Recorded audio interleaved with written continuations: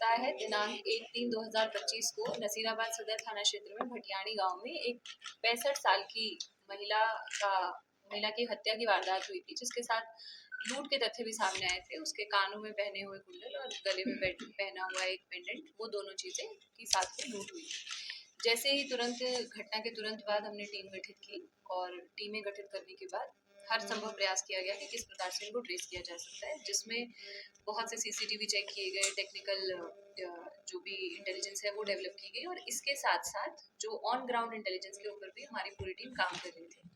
इस मैटर में हमें सफलता प्राप्त हुई है, और सफलता में पड़ोस में ही रहने वाली एक लड़की जिसका नाम संजू पुत्री रामदेव जाति प्रजापत है, 20 साल की ये लड़की है, जिसने इस घटना को कारित करना पाया गया। और उसमें जो घटना में यूज किए हुए वेपन थे वो मौके से हम लोगों को पहले ही मिल चुके थे।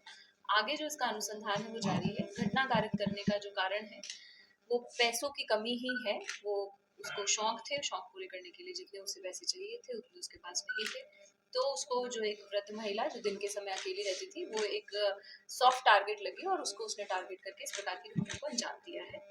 और पूरी की पूरी टीम के द्वारा काफी मेहनत की गई। इसमें विशेष रूप से जो ऑन ग्राउंड इंटेलिजेंस के ऊपर काम करने में कांस्टेबल महेंद्र है, जो नसीराबाद सदर थाने में है, उनकी बहुत अच्छी भूमिका रही। क्या ये वही लड़की है जिसने पहले देखा था महिला को, कभी ये इस तरह से इसका मर्डर हुआ? नहीं, वो लड़की नहीं है, वो एक छोटी उम्र की बच्ची थी। ये दूसरी लड़की है। ये रिलेशन में है या मतलब? नहीं, रिलेशन में नहीं लगते, ये अलग अलग जाति के हैं, लेकिन पड़ोसी हैं, आमने सामने ही घर है।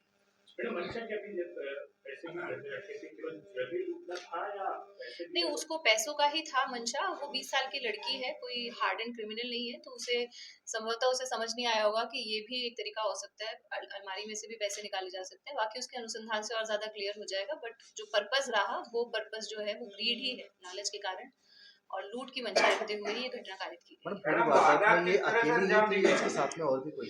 नहीं, इसका अब तक पूरी वारदात में इसका अकेला ही होना पाया गया है। बाकी अनुसंधान अभी भी जारी है। 3 दिन का पीसी लिया गया है। लड़की से डिटेल में जाके अनुसंधान की जाएगी, और जो भी गहने गए हैं उनकी रिकवरी और अग्रिम जो भी अनुसंधान है वो सारी चीजें भी बाकी है। नहीं, अब उससे अनुसंधान करके, जैसे मैंने बताया, 3 दिन का पीसी लिया गया है। अगले 2 दिन के अंदर क्लियर हो जाएगा। वारदात करी कैसे, ये तो बताओ मैडम। वारदात जैसा कि आपको बताया, ये घर के सामने ही रहती है, और जो महिला है उसको उसके रूटीन के बारे में इसको जानकारी है। ये कई लंबे समय से इस चीज को नोटिस कर रही थी कि किस समय पर महिला घर में अकेली रहती है। घर में जब उनकी जो मृतका है उनकी बहू लगभग 11:15 बजे खेतों के लिए चली गई, और उसके बाद घर में कोई नहीं था।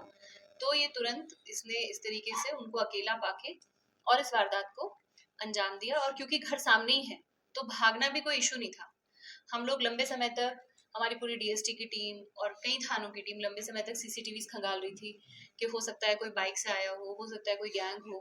तो इस प्रकार का कोई मूवमेंट हमें मिल नहीं पा रहा था, जिसका कारण यही है कि लड़की सामने रहती है, वो वहीं से निकली और वहीं घर के अंदर चली गई, और तुरंत घर के बाहर कोई सीसीटीवी कैमरास नहीं लगे हुए थे। बैकग्राउंड क्या है लड़की का? शादीशुदा है या होने वाली? शादीशुदा तो नहीं है, और पढ़ाई लिखाई कितनी 12th पास किया हुआ है। कोई प्रेम प्रसंग का कोई अभी तक इस प्रकार की कोई बात नहीं है। मैम, पुलिस को किस तरह से पता चला कि सामने वाली लड़की ही नहीं वारदात अंजाम दी? मतलब पुलिस को क्लू कहाँ से मिला?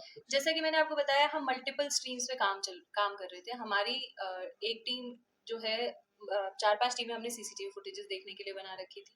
इसके अलावा टेक्निकल इनपुट डेवलप करने के ऊपर भी काम कर रहे थे। परिवार वालों से पूछताछ करने के लिए भी एक टीम काम कर रही थी। इसके साथ साथ डोर टू डोर सर्वे के रूप में जितने भी घर हैं जो घटना स्थल है उसके आसपास, उनके लिए भी हमने टीमें बना के लगा रखी थी। तो शुरुआत जो हुई वो इसी तरीके से हुई कि एक एक करके जब अलग अलग लोगों से पूछते हुए जा रहे थे, और इस घर में इस लड़की है उसकी मदर से पूछताछ की गई, लड़की से पूछताछ की गई।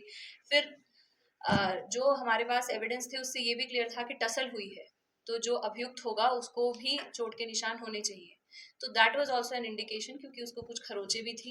उसके बाद जब डिटेल में जाके पूछताछ की गई तो जो घटनाक्रम करता है, जो अभियुक्त होता है, उसकी कहानी में कोई ना कोई लूप होल मिल ही जाता है पुलिस को। और उसको जब वेरीफाई किया गया तो ये क्लियर हो गया कि वो जो लड़की है वो पूरे घटनाक्रम के बारे में अपने को बचाने के लिए झूठ बोल रही है, और उसने किया है, और बाद में उसने कन्फेस भी किया। युवती के परिवार को उसकी घटना की जानकारी